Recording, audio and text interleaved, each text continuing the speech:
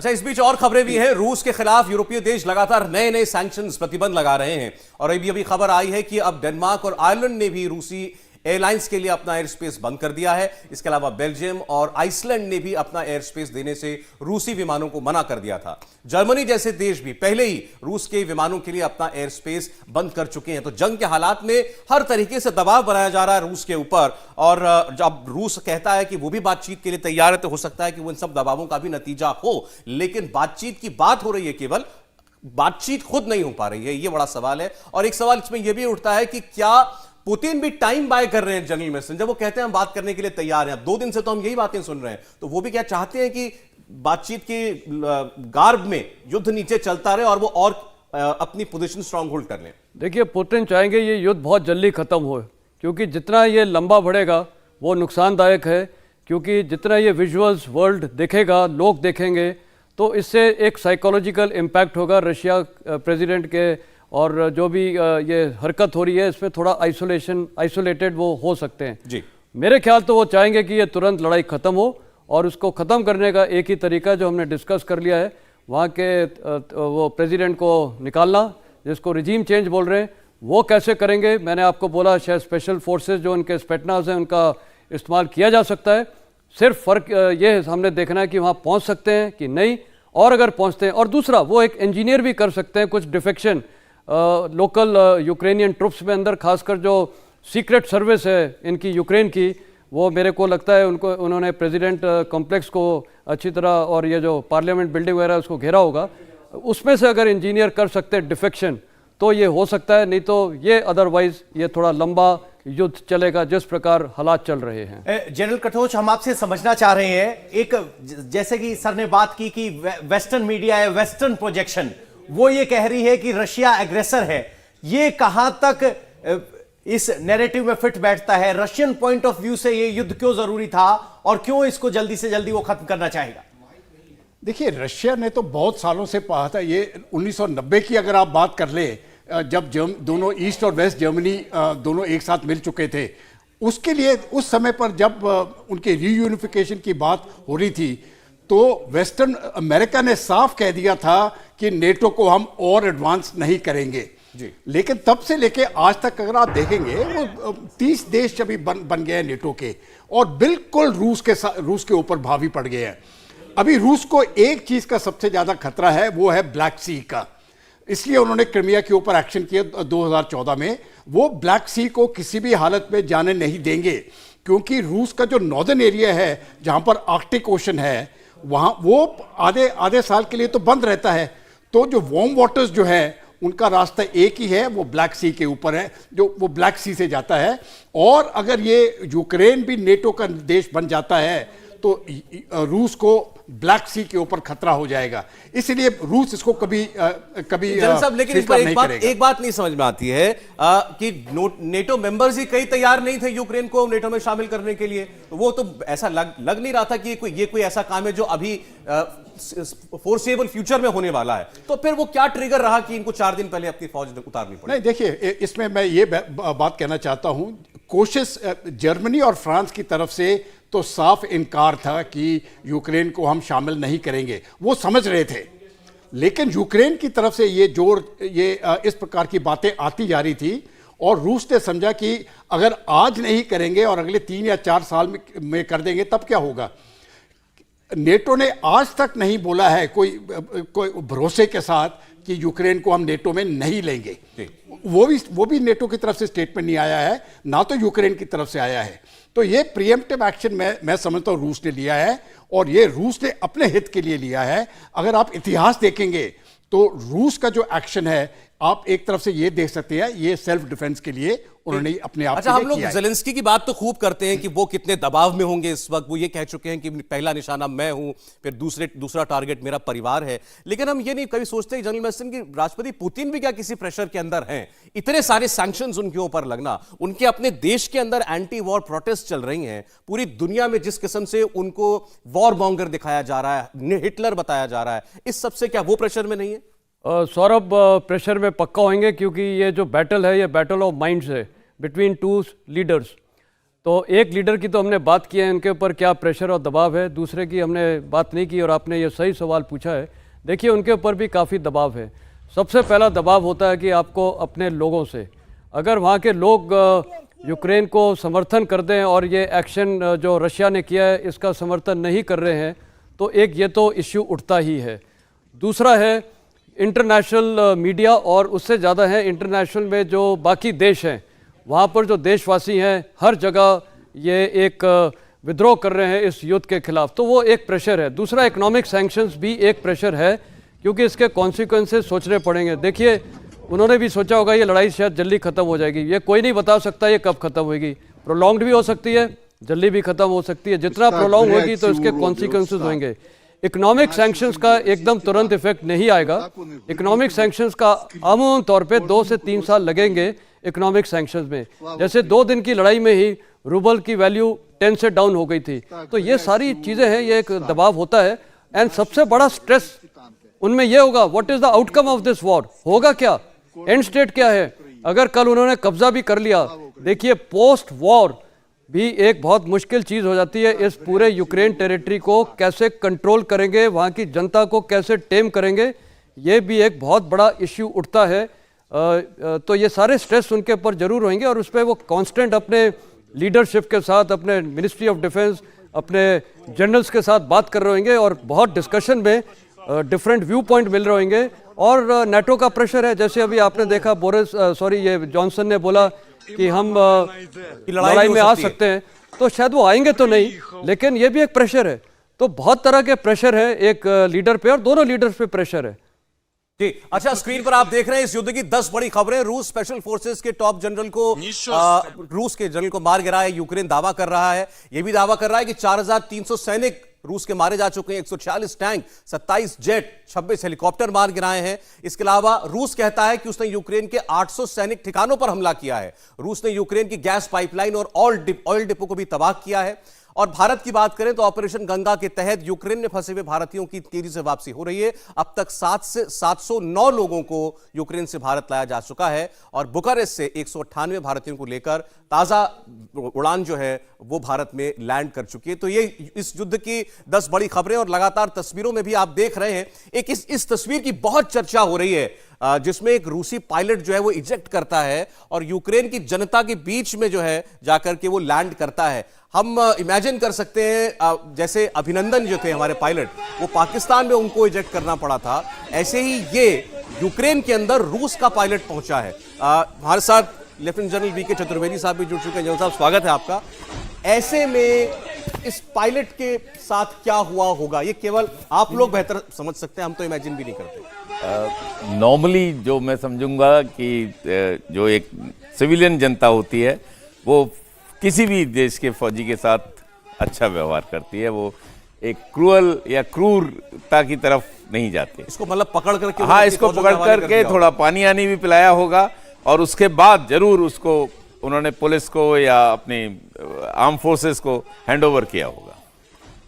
General Katoch, आपको क्या लगता है?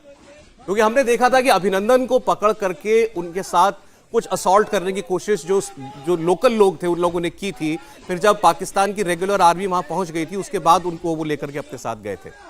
देखिए, जब जहाँ तक अभिनंदन की बात करते हैं तो उस समय पर क्या हुआ था कि पाकिस्तान की मिलिट्री बहुत जल्दी वहाँ पर पहुँच गई थी।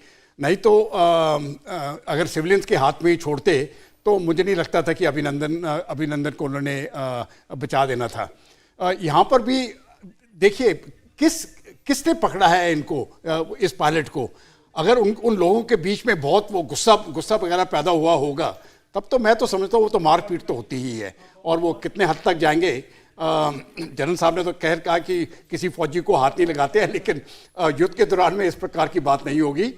जो लोकल सिविलियंस हैं, मैं समझता हूँ कि वो अगर उनको गुस्सा आ गया होगा तो वो उसी प्रकार से अपना गुस्सा उस पायलट के ऊपर निकाल देंगे। एक बड़ी आप सोचिए यूक्रेन में परिस्थिति क्या है। हम लोग 3 दिन से इसके बारे में बात कर रहे हैं कि आम जनता को हथियार बांटे जा रहे हैं, इमरजेंसी लागू कर दी गई है, 18 साल से लेकर 60 साल तक की उम्र के कोई भी पुरुष जो हैं वो देश छोड़ करके नहीं जा सकते हैं। और वहां पर ये नौबत है कि अगर मजबूर भी करना पड़े यूक्रेन को तो वो अपने नागरिकों को मजबूर भी करेंगे कि आप जाकर के लड़िए। इन हालात की हम भारत में कल्पना नहीं कर सकते। जनरल मेस्टन साहब, इजराइल जैसे देश में तो कंस्क्रिप्शन होता है, लोग शुरुआत से ही यंग एज से ही आर्मी की ट्रेनिंग लेते हैं। यूक्रेन जैसे देश में यह हालत हो जाए कि एक आम नागरिक को हथियार पकड़ाना पड़े, ये क्या बताता है? Nationalism, patriotism. क्योंकि पहली बात कई बार क्या होता है कि देखिए किसी भी देश के लिए अपना सॉवरेनिटी और देश के लड़ने के लिए एक जज्बा होता है। हमारा इतिहास है 1965 वॉर में भी, ये जब पाकिस्तान ने ये पैरा ट्रूपर्स लॉन्च किए थे हमारे डेप्थ एरिया में, तो ये क्या है कि हमारे सिविलियंस साथ में थे फौज के, और फौज का और सिविल का और लीडरशिप का ये बहुत बड़ा तालमेल ज़रूरत होता है। ये हर लड़ाई में होता है। तो ये मैं ये नहीं बोलूँगा इनके पर कंपल्शन है। देखिए जज्बे से आ रहे हैं।